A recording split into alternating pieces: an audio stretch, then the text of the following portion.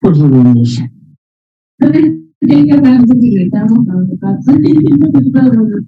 Son un par de chusmas ustedes ahí.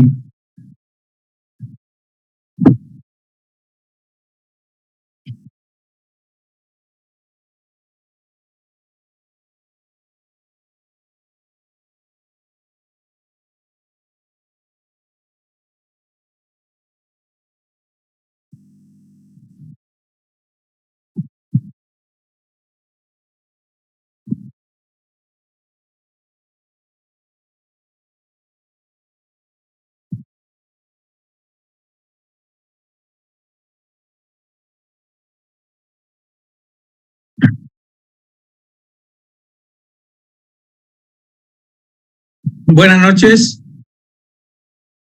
Hola. Buenas noches, doctor. Buenas noches, doctor. ¿Qué tal?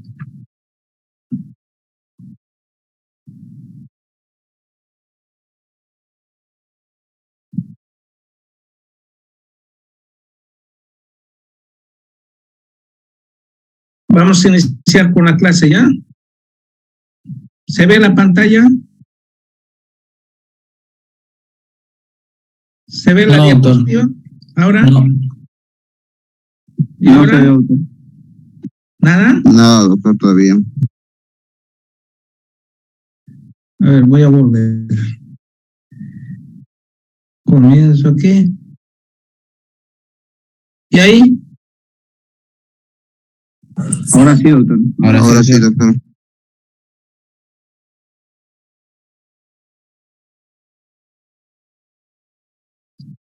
Vamos a hablar de las anemias hemolíticas.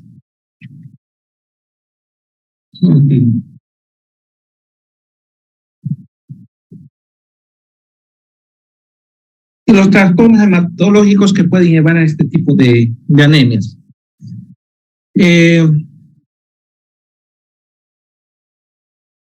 Anemias hemolíticas es conjunto de signos síntomas donde hay palidez, ictericia, esplenomegalia. Esa triada va a acompañar a todas las anemias hemolíticas: palidez, ictericia, esplenomegalia. Síndrome hemolítico cuya base fisiopatológico va a ser el acortamiento de la vida media de los eritrocitos, lo cual son 120 días, ya sea por causas intracorpusculares o extracorpusculares. Esas 120 días van a ir disminuyendo y va a entrar en lisis los glóbulos rojos, por ende va a llevar a las anemias. Etiología: hay alteraciones globulares y extraglobulares, las mixtas, pero mayormente estas dos primeras vamos a tomar para la descripción. Las alteraciones globulares o anemias hemolíticas intracorpusculares y las alteraciones extraglobulares o anemias hemolíticas extracorpusculares. Y algunas mixtas, alteraciones congénitas, eritrocítica latente, se divide en presente de un factor latente. Los glóbulos rojos que se producen en la médula ósea tienen 120 días de vida. Una vez que entran en lisis, tiene que ir reponiéndose al mismo tiempo la formación de nuevos glóbulos rojos. Entonces tiene que haber equilibrio entre lo que es la lisis y la nueva formación. Se produce 200.000 millones de glóbulos rojos por día y se mantienen las cantidades normales de glóbulos rojos en hombre y mujer. La disminución de los glóbulos rojos causa hipoxia celular y por medio de un mecanismo de retroalimentación se libera de eritropoyetina para que esta eritropoyetina sea liberada en los riñones, lo cual activa a la eritropoiesis para que se genere mayor cantidad de la formación de glóbulos rojos. La función fundamental del tejido eritropoyético y de glóbulos rojos circulante es la síntesis, transporte y la protección de la molécula de hemoglobina para garantizar aporte de oxígeno a los tejidos. El metabolismo de hemoglobina, una vez que en glóbulos rojos, una vez que entra en lisis, libera su hemoglobina, lo cual grupo E y globina. Grupo E es un complejo metálico que de estructura porfírica producido por mitocondrias. Citoplasma en su centro va a contener el átomo de yeso. La globina es la proteína, el ribosoma es una ribosoma, formado por dos pares de cadenas polipeptídicas, lo cual, después de separarse del EN, va a seguir circulando. Los glóbulos rojos 120 días y en el sistema retículo endotelial, una vez que cumplen, envejecen 120 días, son destruidos, sacados de la circulación. El yeso que es liberado pasa al plasma, donde es transportado por la transfasina a los depósitos de la médula para la formación de los nuevos hemoglobinas de nuevos glóbulos rojos. La globina es destruida o va engrosando los depósitos de aminoácidos. El resto de las moléculas, lo que va a quedar después del grupo en libera el yeso, va a ser la biliverdina, y esto va a llevar a la formación de la bilisubina indirecta, que es una bilisubina liposoluble, lo cual para circular en el plasma necesita unirse a una albúmina, y esto va a llegar hasta los hepatocitos para que a través de la enzima glucuronil transformarse sea glucuronizado y sea convertido de bilisubina indirecta en bilisubina directa. Fisiopatología: cuando hay hemólisis se libera la hemoglobina, se une a la actoglobina que impide filtración por los riñones. Cuando se agota aparece en la orina, ¿no? La actoglobina unida a la hemoglobina es retirada del plasma y se cataboliza en el sistema retículo endotelial. Los niveles bajos de actoglobina es un índice directo de la hemólisis. Cuando hay hemólisis, entonces glóbulos rojos liberan la hemoglobina. La hemoglobina, al degradarse, aparte de estar circulando o por la actoglobina unido, estos van separándose el grupo E y la globina. Y como resultado de esto, de la globina, como mencionaba anteriormente, va quedando la formación de la bilisubina indirecta. Esa bilisubina indirecta tiene que convertirse en bilisubina directa, de indirecta a directa, de liposoluble a hidrosoluble. Pero esa acción se va a realizar gracias a la enzima glucuronil transferasa de fosfato de uridina, que son en los hepatocitos. Cuando existe esa lisis masiva de los glóbulos rojos, entonces abundante cantidad de liberación de bilisubina indirecta se va a formarse. Al mismo tiempo, toda esta bilisubina indirecta no va a poder convertirse en bilisubina directa para ser eliminada. Por tanto, como no pueden convertirse, lisis masivas está dándose y todos al mismo tiempo no pueden convertirse de indirecta a directa, por tanto va a comenzar a acumularse la bilisubina indirecta en el plasma sanguíneo. Y esto es lo que va a llevar al tipo de las ictericias en las anemias hemolíticas, que es una anemia hemolítica, que es una ictericia a expensas de la bilisubina indirecta. La hemólisis y el metabolismo de hemoglobina aumenta, hay mayor liberación de yeso sérico y se producen depósitos anómalas de como hemosiderosis, ¿no? El cuadro clínico se caracteriza por la tríada anemia, ictericia y esplenomegalia. Anemia desde ya, los glóbulos rojos antes de cumplir los 120 días, ya sea por causas intracorpulares o extracorpulares, que sea lo que ha llevado a la lisis. Entonces, cuando entran en lisis, los glóbulos rojos antes de cumplir los 120 días, va a descender la hemoglobina, ¿no? Y ahí estamos en la anemia. Hemos mencionado que, como hay destrucción de glóbulos rojos antes de que cumplan 120 días, desde la destrucción masiva que va a haber, entonces la bilisubina indirecta, que va a ser como resultado de la degradación de la hemoglobina, todos los pasos que hemos mencionado, entonces al mismo tiempo no se puede convertir de indirecta a indirecta. Por tanto, la ictericia que va a haber va a ser ictericia a expensas de la bilisubina indirecta. Por otra parte, el retículo endotelial, el esplenomegalia se va a darse porque muchos de estos glóbulos rojos van a entrar en lisis antes de cumplir los 120 días. Tendrán factores exógenos que le están llevando a que entre en lisis o factores endógenos que también le estarán dando esas características a esos glóbulos rojos que en su estructura no están estables, entonces al pasar por el vaso van a entrar en lisis. Los pacientes tienen astenia, debilidad y son propensos a las infecciones. Sobre todo la tríada de anemia hemolítica, anemia, ictericia y esplenomegalia. Es pregunta de examen, la tríada de la anemia hemolítica.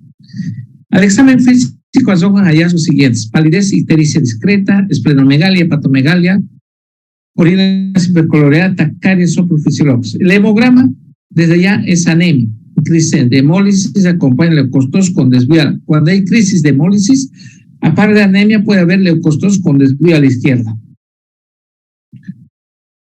Además, los reticulocitos van a estar elevados, ¿no? Frente a ese lisis, la médula está en querer formar nuevos glóbulos rojos abundantes, queriéndose ponerlo, y ahí entonces los reticulocitos van a estar aumentados.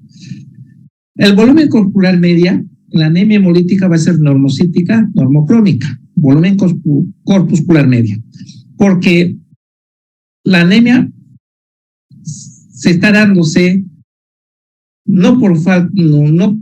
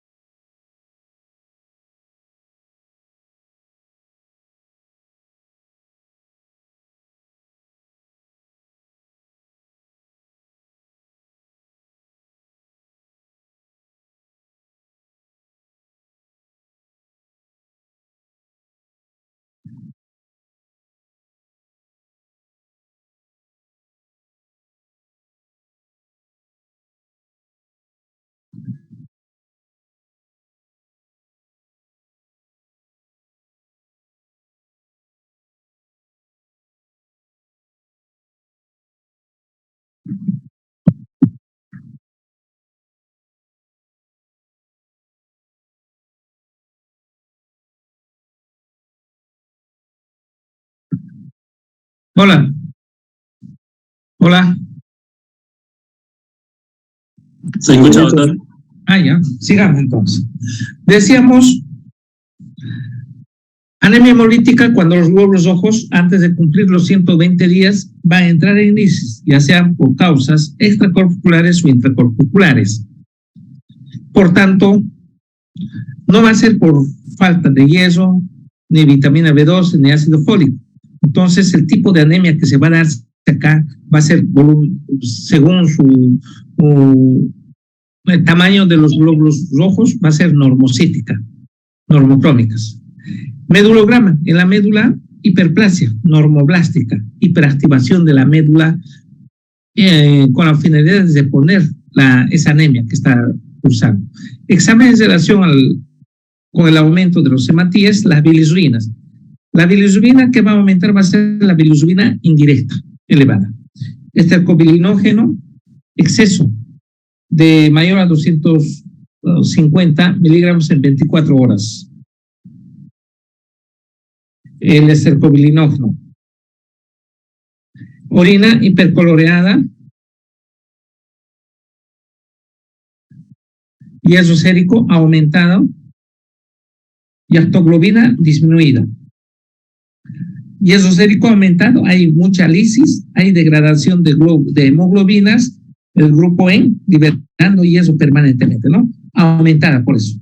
Actoglobina, ya las hemoglobinas van a ser transportadas después de que se destruyan por glóbulos rojos, muchas de estas van a estar aumentadas, van a estar ocupadas, transportando la hemoglobina y están disminuidas en el plasma.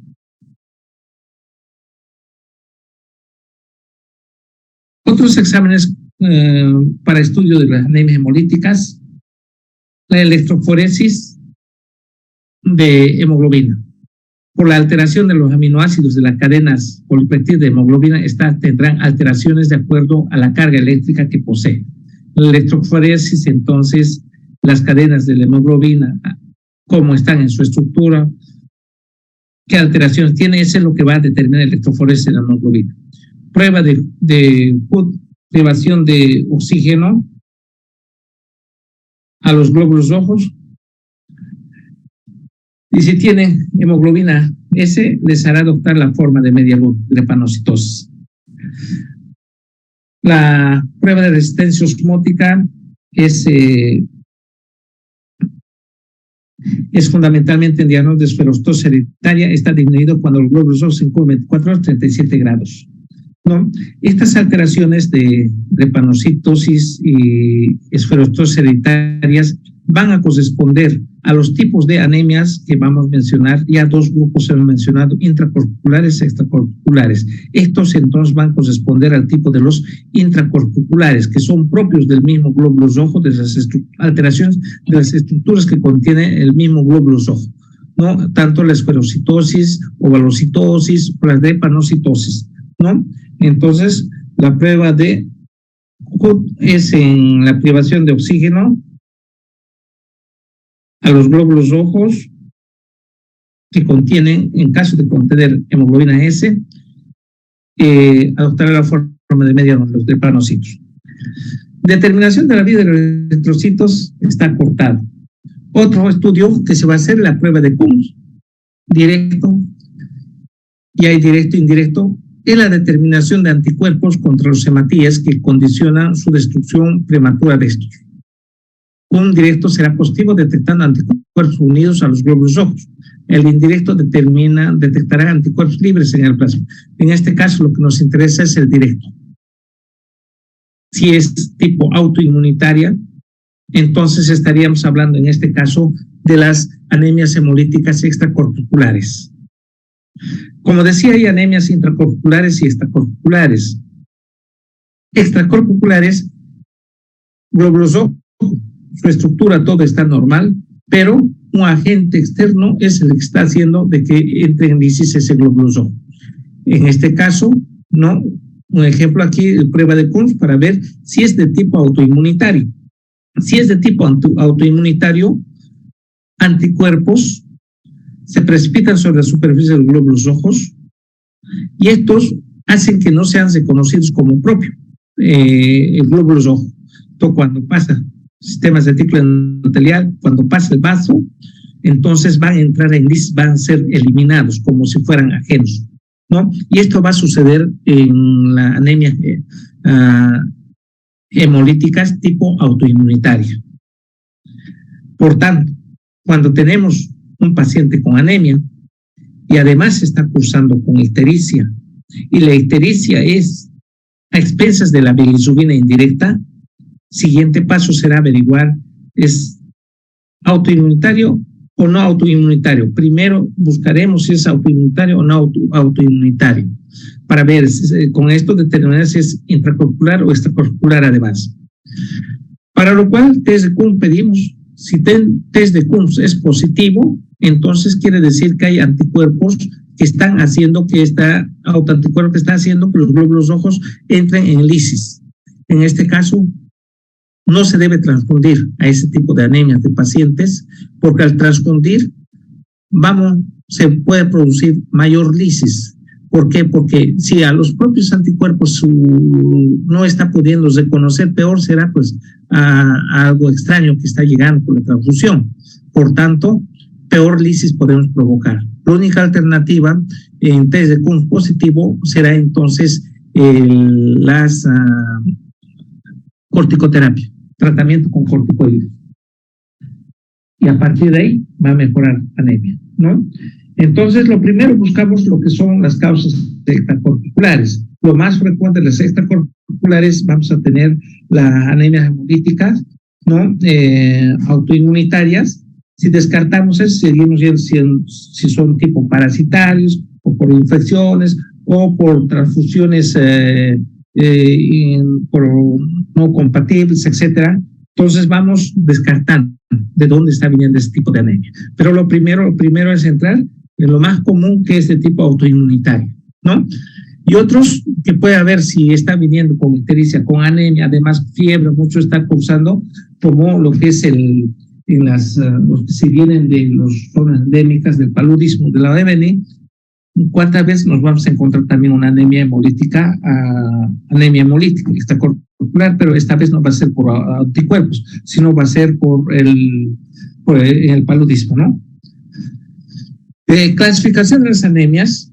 Anemias hemolíticas, hay intracorpusculares y extracorpusculares mencionados. Anemias hemolíticas intracorpusculares por déficit de los hematíes, esferocitosis hereditaria, ovalocitosis o elictocitosis. Ovalocitosis más fácil de decir. Esferocitosis y ovalocitosis por déficit de los hematíes. Este es un tipo intracorpuscular. Por déficit de hemoglobina, también intracorporal. Mira, aquí tenemos anemia hemolítica intracorpoculares, uno por déficit de los hematíes, esferostosis o balostos, por déficit de su hemoglobina, anemia delpanocítica, hemoglobina C y las anemias talasémicas. Todos estos se incluyen entonces al grupo de las anemias hemolíticas, van a las anemias hemolíticas intracorpusculares. En todos estos hay anemias hemolíticas intracorpusculares. Esclerocitosis, ovalocitosis, drepanocitosis, hemoglobinopatía C y las talasemias. La otra anemia son las anemias hemolíticas extracorpusculares. En esto, factores inmunológicos, isoinmunes, autoinmunes, ¿no? Enfermedades hemolíticas decían así, transfusiones sanguíneas incompatibles, los isoinmunes, autoinmunes por anticuerpos calientes o idiopáticas. Puede haber secundarias también a lupus, leucemias, linfomas, etc. Y otras anemias por trauma, mecánica, etc. Ahora, lo que mencionamos de los más frecuentes que vamos a hablar, más nos enfoquemos a intracorporal y extracorporal. En la intracorporal, esclerosis, eritrocitosis, drepanocitosis, enfermedad de hemoglobina C y las talasemias. En la extracorporal es más común es las autoinmunitarias que ya les mencioné, para lo cual hay que solicitar test de Kuhn para saber si es tipo autoinmunitaria y la conducta es a partir de ahí es con corticoterapia y se hace revertir las anemias. Y si es por paludismo, gota gruesa, si nos sale positivo, hacer tratamiento para el paludismo y la anemia va a ir, ya no va a entrar, si lo matamos al parásito, entonces ya no va a haber esa lisis de los glóbulos rojos, ¿no? Anemias por déficit de hematíes. Por déficit de hematíes son esferostosis hereditaria o balocitosis. Esas dos que van a mencionar, anemias hemolíticas intracorpusculares. Esferostosis hereditaria, enfermedad transmitida por gen autosómico dominante. Se encuentran casos muy graves de síntomas desde el nacimiento hasta otros con manifestaciones clínicas muy discretas. Un minutito. ¿Aló?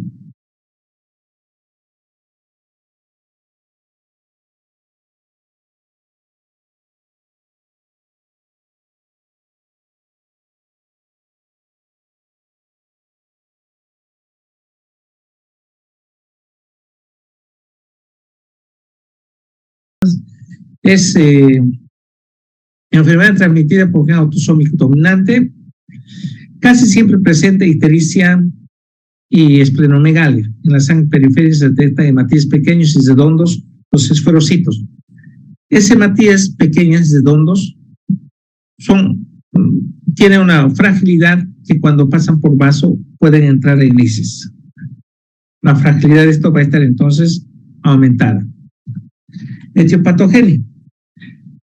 La forma de adoptar los esferocitos en esferostosis hereditaria sugirió a los investigadores que observaron que en 1943 dice y Moyinson demostraron glóbulos rojos de pacientes sanos no eran hemolizados no eran destruidos por el vaso de pacientes con esferostosis hereditaria.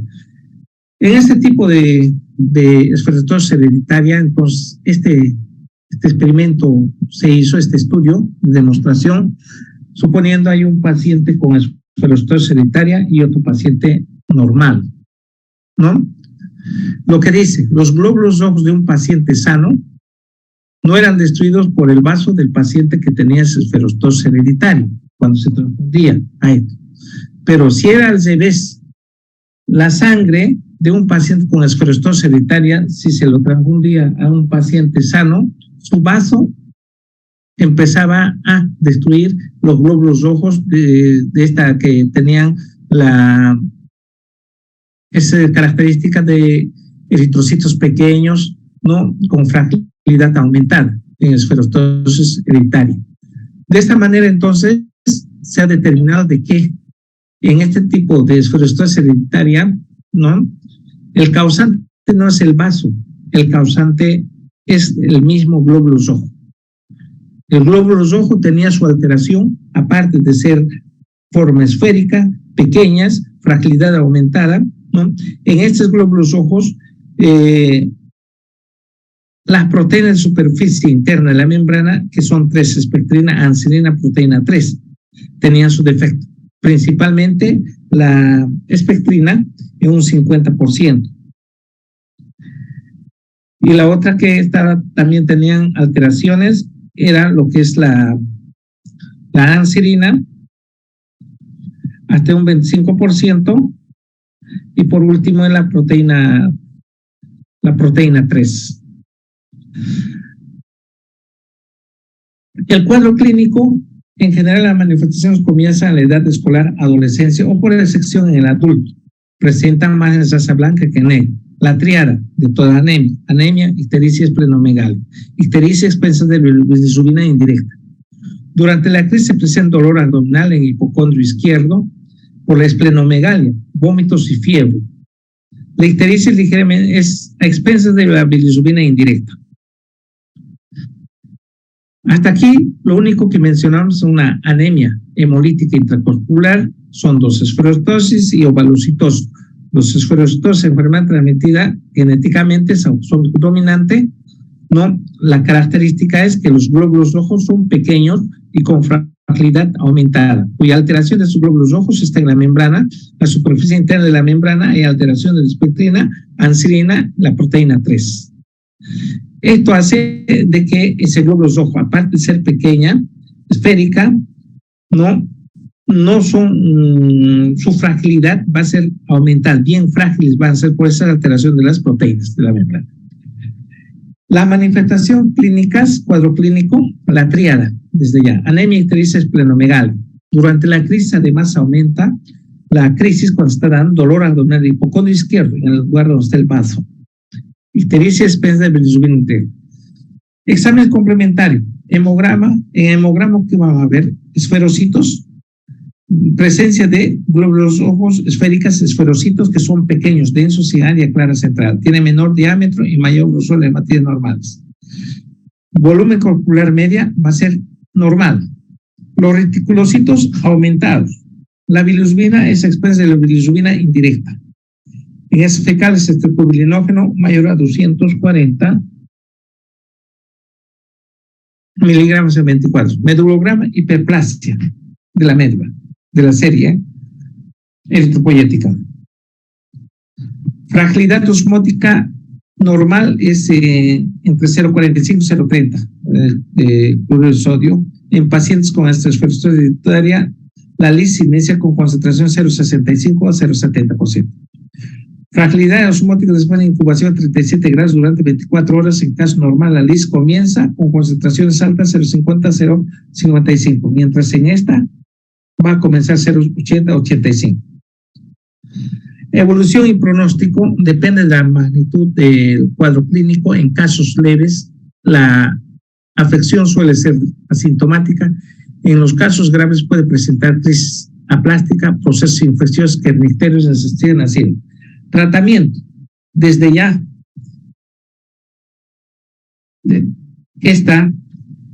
la enfermedad es intracorporal, ¿no? Genética, por tanto, la causación de esto no se va a poder hacer. El tratamiento entonces la esplenectomía, que es el tratamiento electivo, ya que cura clínicamente casi todos los casos. Esplenectomía va a ser entonces el tratamiento en este caso. ¿Por qué? Porque en ese paciente, mientras viva con esferocitosis, ya la médula siempre va formando esferocitosis pequeños, hereditarios esferocitos pequeños, con fragilidad de la membrana aumentada. Entonces su vaso siempre va a llevar a destruir. Toda la vida va a estar con anemia y con esplenomegalia.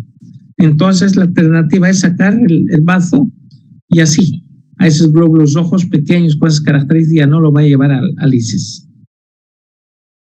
La otra alteración es de los intracorpulares, es ovalocitosis o elictocitosis.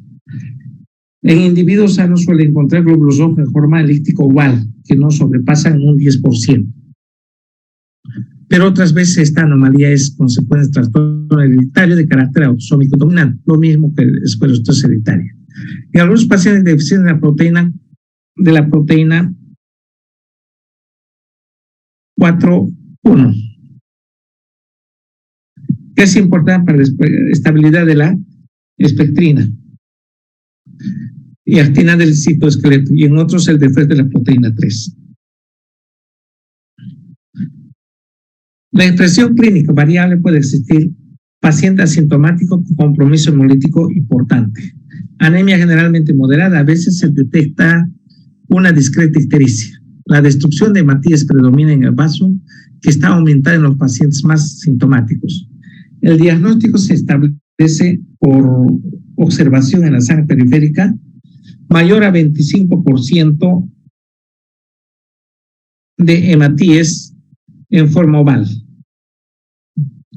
Lo normal que podemos encontrar, como mencionaba anteriormente, hasta un 10%. En este caso, cuando está mayor a 25%, estamos hablando de esta alteración. La médula ósea, hiperplasia poética, el tratamiento igual que el otro va a ser entonces esplenectomía, ¿no? Lo mismo que el otro, los reticulocitos aumentar, bilisubina indirecta aumentar, descubrinógeno vocal aumentar. Esas serían entonces las anemias hemolíticas intracorpusculares por defecto, la estructura de la membrana por defecto de la estructura de las proteínas de la membrana de los hematíes. Esferocitosis hereditaria y lo que son ovalocitosis. Ahora vamos a hablar de lo que es lo que son las anemias por defecto de la hemoglobina, que corresponde también a este grupo de esferocitosis hereditaria, de anemias hemolíticas intracorpusculares, también corresponde a eso. Por defecto de hemoglobina, el estudio de la globina, de la hemoglobina recibió gran impulso después de trabajos Pauli, 1949, acerca de la hemoglobina S. La síntesis de la cadena de hemoglobina está gobernada por genes distintos. 4 genes de cadenas alfa, 2 para cadenas beta y 2 para cadenas gamma. Las hemoglobinas entonces van a tener 4 genes para cadenas alfa, ¿no? 2 beta y 2 gamma. Los 3 tipos de hemoglobinas, estas 3 tipos de hemoglobinas, preguntas de examen igual va a ser, se memoriza. La hemoglobina fetal de 0,5 a 1%, formado por 2 cadenas alfas y 2 cadenas gamma. La hemoglobina A2, formada en un valor hasta 2,5% es, que está formada por 2 cadenas alfa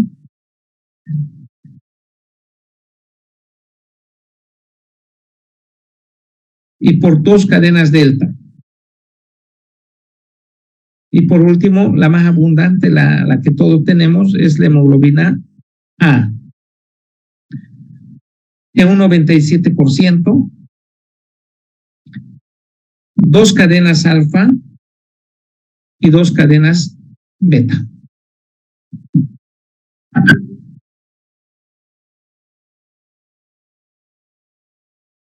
Las alteraciones de la síntesis de las cadenas de aminoácidos que dan hemoglobinopatía son 2 tipos. Producción de la cadena normal en un 90% de los casos es resultado de sustitución de aminoácidos por otros y disminución de síntesis de una de las cadenas, como sucede en las talasemias.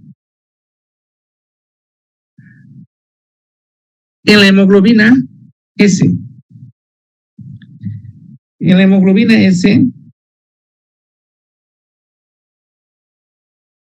hay sustitución de aminoácido glutámico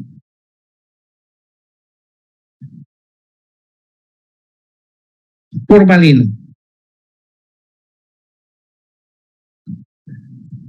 Valina sustituye en la cadena beta, ¿no?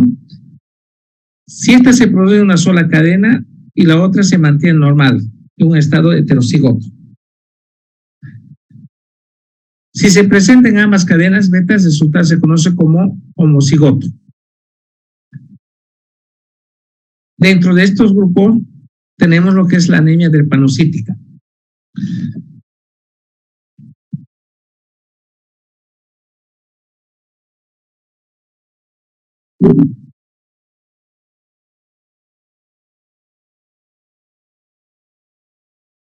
¿Se ve la pantalla?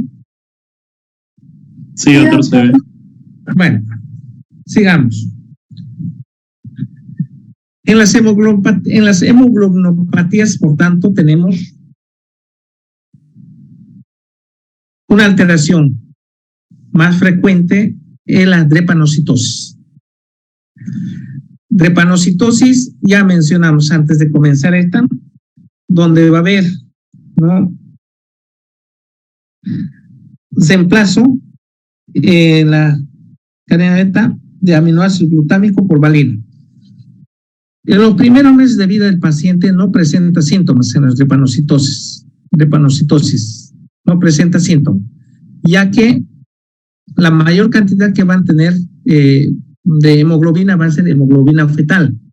Hasta los 4, 5 meses, antes de eso, 1 mes, 2 meses, recién nacido, entre todo lo que son la hemoglobina fetal, hemoglobina A2, hemoglobina A, mayormente va a tener la hemoglobina fetal. Y la hemoglobina fetal va a tener cadenas, 2 cadenas alfa, 2 cadenas gamma.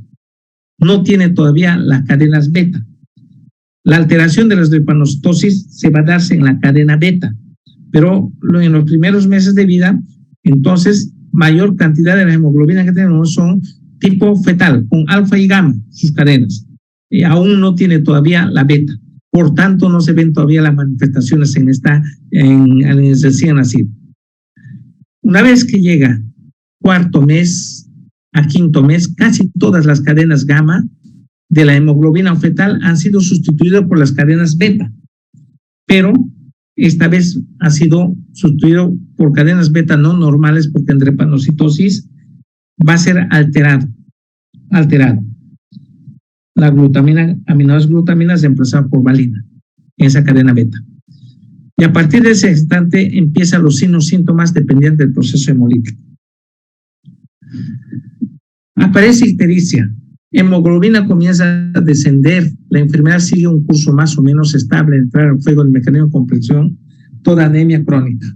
Con frecuencia, los pacientes tienen un hábito característico: extremidades largos, manos, dedos largos, cráneo en tose, paladar ojivo. Paciente con tinte histérico leve, mucosas pálidas y úlceras localizadas en las regiones maleolares. Es infrecuente la esplenomegalia después de 8 años, ya que continuos infartos esplénicos producen cicatrices de tracción. Puede autosecuestrarse, desaparecer.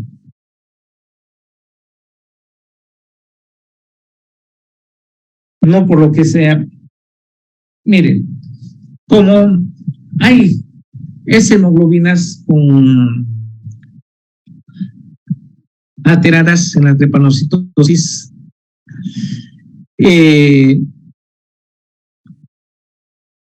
como el vaso permanentemente va sacando, y además hay infartos a nivel del vaso, porque en los drepanocitos, estos glóbulos rojos con estas alteraciones tienden a acumularse uno tras otro y formar obstrucciones. Al formar obstrucciones lleva a infartos de ciertas áreas donde está provocando las obstrucciones a nivel del vaso, y estos, al cicatrizar, al querer sanar, se van retrayéndose y autosecuestrándose. Y eso es lo que pasa después de 8 años, ya que los continuos infartos esplénicos producen cicatrices de tracción de este órgano que llega prácticamente a desaparecer. Constituye una autoesplenectomía de los enfermos con anemia drepanocítica. Autoesplenectomía. Es mucho más frecuente en la hemoglobina SC. Los pacientes son muy susceptibles a infecciones y han reportado alteración inmunológica en ellos. Desde el punto de vista fisiopatológico, la anemia drepanocítica, hay 2 hechos importantes: anemia hemolítica crónica, oclusión vascular, esas 2. Oclusión vascular, algunos cuadros de oclusión vascular son agudos, crisis vasoclusiva, síndrome torácico agudo, dolor osteomuscular, osteoarticular, y otros son cronos, retinopatía, necrosis séptica de la cabeza del fémur. Oclusión vascular por heces, hematíes, drepanocíticas, falciformes. Estas, al pasar por los vasos pequeños, tienden a producir oclusiones. Por eso hablamos del síndrome vasoclusión, oclusiones vasculares. Y esa es la causa de esas oclusiones vasculares en los lugares donde se va a darse en la sintomatología, las manifestaciones por vasoclusión están provocando lo que vamos a mencionar, las diferentes manifestaciones. La crisis vasoclusiva o dolorosa se manifiesta más frente a enfermo con anemia drepanocítica y se presenta con síntomas ligeros de agravamiento paulatinamente, o por el contrario tiene un comienzo brusco. Se origina en fenómenos de oclusión vascular, producen después de oclusión hipoxia regional con acidosis y aumenta falciformación y la isquemia ística. Desencadenan diversos factores de infección, deshidratación, exposición al frío, ejercicio físico exagerado, etc. La frecuencia es muy variable tanto en el mismo paciente como en pacientes distintos. Unos pasan años sin tenerla, mientras otros tienen a menudo. Es crisis vasoclusiva.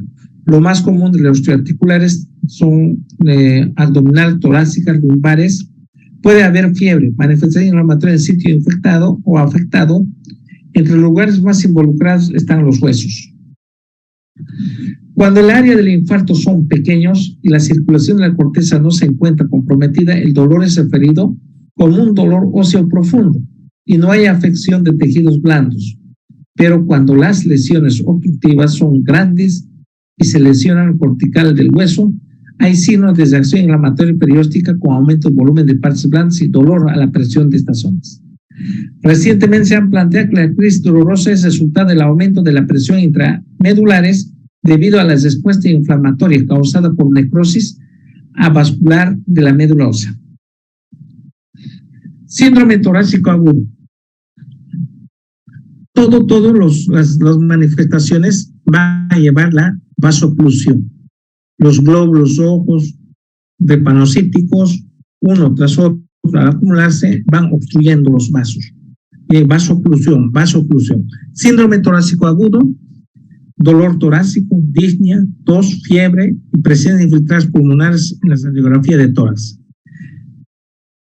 Presenta infarto pulmonar, neumonía, infarto del esternón, costilla, embolismo graso, embolismo pulmonar. Las primeras 2-3 días, el examen radiológico suele ser normal, sobre todo si el paciente está deshidratado. 15% de casos puede acompañar de examen pleurales. El diagnóstico diferencial entre estas entidades es con frecuencia difícil y en ocasiones coexiste más de una causa en el mismo paciente. Ahí el nombre genérico es síndrome torácico agudo, porque puede estar afectado el mismo parénquima pulmonar o puede estar afectado infarto del esternón, de las costillas. Para realizar deben indicarse radiografía de tórax, cultivo de sangre, esputo, monitoreo de los gases sanguíneos, hemoglobina y conteo diferencial de leucocitos, exámenes de esputo, orina y lavado bronquial. Presión de oxígeno menor a 75 milímetros de mercurio en adultos es un signo de mal pronóstico. Los ataques repetidos de infartos pulmonares pueden llevar a una hipertensión pulmonar con insuficiencia y distrés respiratorio. Sistema óseo necrosis aséptica de la cabeza del fémur. Tanto los huesos como las articulaciones son sitios habituales de localización del dolor y la crisis vasoclusiva. La hiperplasia de la médula ósea por la anemia hemolítica que padecen estos enfermos ocasiona deformidades óseas ya descritas, cráneo entonces, paladar óseo, hiperplasia maxilar superior, etc. En primer lugar, la crisis vasoclusiva va a llevar a disminuir la irrigación a la cabeza del fémur. Al llevar a disminución de la cabeza del fémur, la irrigación va a haber, por falta de oxigenación, la necrosis aséptica en la cabeza del fémur. Otras manifestaciones que mencionamos, cráneo en tose, paladar ojival, hiperplasia maxilar, etc. Además, aparte de crisis vasoclusiva, hay anemia, ¿no? Y anemia, ¿por qué? Porque el vaso está sacando de la circulación estos glóbulos drepanocíticos y la médula queriendo reponer en los lugares donde hay médula ósea roja, en queriendo reponer, ahí va a entrar en hiperactividad. Y esos son los que van a llevar a deformidades óseas descritas: craneontose, paladroquival, hiperplasia maxilar superior, etc. Los huesos largos se observan ensanchamiento del canal medular y vértebra cóncava, cola de pescado y un hallazgo común entre los pacientes adultos capaz de producir un cuadro de dolor lumbar torácico. Otra complicación, anemia drepanocítica, necrosis vascular de la cabeza del fémur y el húmero, es más frecuente que las primeras. Los primeros síntomas de dolor de la cadera, claudicación al caminar del necrosis cabeza del fémur. La movilización de la cadera se hace más doloroso. En los estadios iniciales de estudios radiológicos es normal, pero alarga el peso, el cuerpo lleva aplastamiento y trastornos celulares de la cabeza del fémur. Resonancia magnética, TAC, pueden hacer diagnóstico de etapas tempranas. El tratamiento inicial, reposo en cama y analgésicos que deben prolongarse por lo menos 6 meses. Y mucha hidratación, sobre todo en estos pacientes. Mucha hidratación. Tratamiento inicial, reposo en cama, analgésicos deben prolongarse por lo menos 6 meses, ¿no? Si se resuelve el problema, hay que recurrir a la tracción de partes blandas, osteotomía, con rotación, incluso reemplazo quirúrgico de la cabeza del fémur por prótesis. Síndrome cuadrante superior derecho. Los pacientes con síndrome se quejan dolor en hipocondrio derecho. La causa que provoca es la crisis vasoclusiva, colicistitis, secuestro hepático agudo, crisis hepático. Lo mismo que en el vaso que pasa en el hígado puede pasar. En la crisis vasoclusiva es la parte de una crisis más generalizada, con dolor en extremidades, columna, diagnóstico es relativamente fácil. Si se trata de colicistitis, el hallazgo de ultrasonografía es una litiasis vesicular, ayuda a esclarecer el diagnóstico. La litiasis vesicular es muy frecuente en las anemias drepanocíticas. Por lo común, es asintomático, en ocasiones produce síntomas, náuseas, vómitos, dolor en el hipocondrio derecho, sensación de plenitud gástrica. El secuestro hepático agudo se caracteriza por un aumento de volumen del hígado, en principio, con caída de niveles de hemoglobina y con función hepática no alterada. Se debe al secuestro de los drepanocitos en los sinusoides hepáticos, hepatomegales. La crisis hepática, también llamado colestasis intrahepática, se caracteriza por un dolor de aparición brusca en el hipocondrio derecho, hepatomegalia progresiva, aumento de cifras bilisubinas, sobre todo la conjugada, prolongación del tiempo de protrombina y elevación de enzimas hepáticas. Crisis aplástica. Se observa no solo en anemia drepanocítica, sino también en cualquier tipo de anemia hemolíticas crónicas. Una supresión de eritropoiesis causada por el cepa B19 de parvovirus, un drepanocito tiene una vida media cortada de cifra de hemoglobina de nuevo con rapidez. El paciente se queja de mucha apnea, impresión de estar agudamente enfermo. La palidez, la cifra de hemoglobina puede llegar a 3 o 4 gramos por decilitro. Muy importante, el conteo de los reticulocitos será bajo y esto obliga a realizar el medulograma que confirma el diagnóstico por esta ausencia del sistema eritropoyético. Otras manifestaciones en anemia drepanocítica, el priapismo. El priapismo en anemia drepanocítica puede ser agudo, recurrente, prolongado, agudo, recurrente o agudo prolongado y crónicos. El agudo recurrente, el paciente sufre una erección dolorosa que cede de manera espontánea. Agudo prolongado, esa erección dolorosa puede durar horas y días. Se debe realizar una sanguínea transfusión para llevar a niveles de hemoglobina S por debajo de 20%. Con relativa frecuencia este último se resuelve el problema y se requerirá el tratamiento quirúrgico, el cual seguido de impotencia sexual completa o parcial. El priapismo también va a ser, no en el priapismo, el momento de la erección, ¿no? La acumulación